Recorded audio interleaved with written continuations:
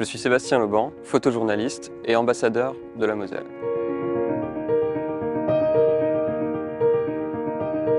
Dans le cadre de mon travail, je fais à la fois du portrait et du reportage, mais j'ai vraiment une préférence pour le reportage, c'est-à-dire observer ce qui se passe, ne pas intervenir et essayer de retranscrire au mieux une forme de réalité que je perçois dans mon quotidien.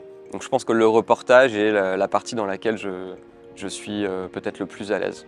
Comparé au portrait où c'est plus de la mise en scène, où il faut diriger son sujet, et où c'est plus compliqué. Je pense que j'ai une préférence pour essayer de retranscrire une forme de réalité dans la photographie et dans les textes.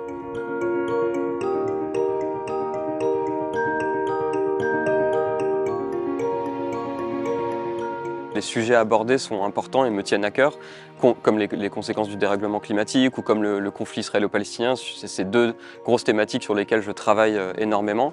Et ensuite, j'essaye de raconter des choses à la fois de raconter des choses qui vont permettre aux gens de s'informer, de comprendre et de réaliser des choses. Et à la fois aussi de faire un petit peu bouger les consciences et de faire un petit peu bouger les choses, même si je sais que le photojournalisme va pas changer le monde, mais c'est un petit peu ça qui est important. Donc voilà, c'est difficile de mettre en avant un sujet particulier.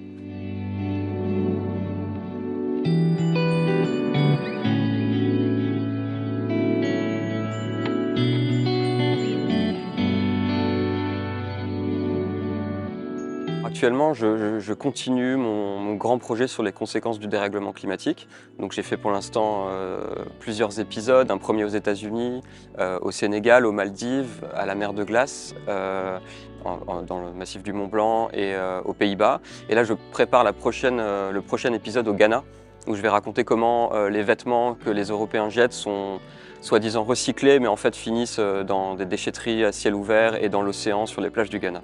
Et ensuite, j'ai mon travail quotidien avec la presse, c'est-à-dire des commandes qui m'envoient à droite à gauche, soit en France, soit à l'étranger, pour traiter de divers sujets.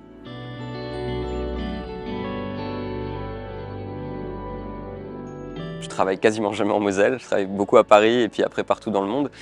Mais cela dit, je suis resté extrêmement attaché à ce territoire. Tout d'abord parce que j'ai toujours ma famille qui habite et qui vit au quotidien. Et parce que voilà, c'est l'endroit dans lequel j'ai grandi et on a forcément un attachement particulier à l'endroit où on a fait ses premiers pas, fait les premières photos, les premières rencontres.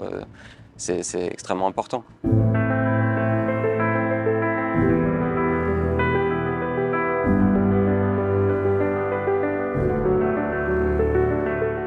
L'idée de cette exposition, c'était de revenir dans la vallée où j'ai grandi, donc la vallée de la Fensch, et surtout d'y revenir 10 ans après le conflit de Florange que j'avais couvert en 2012.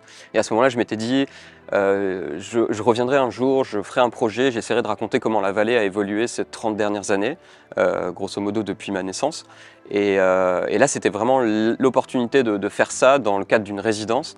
Et ce qui est intéressant dans une résidence, c'est qu'on a un temps qui est plus long que pour la presse. C'est-à-dire que là, j'ai passé en tout 8 semaines et à chaque fois, j'allais une semaine. Donc je restais sur place, ça me donnait l'opportunité de voir, de voyager, de rencontrer les gens, de revoir les gens.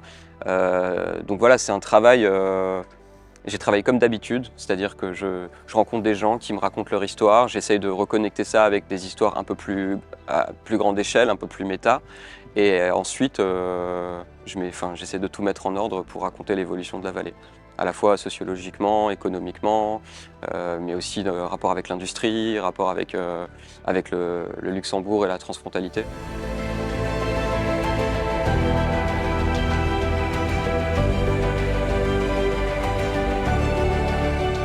Alors être ambassadeur de la Moselle, ça signifie porter nos couleurs à Paris par exemple ou à travers le monde, parce que c'est vrai que quand on parle de notre région, alors déjà on la connaît pas forcément très bien et ensuite on a tout de suite des retours, voilà, c'est les usines, c'est les ciels gris, mais bon, c'est pas que ça, il se passe d'autres choses, il se passe plein de choses au niveau culturel et je pense qu'il faut en parler.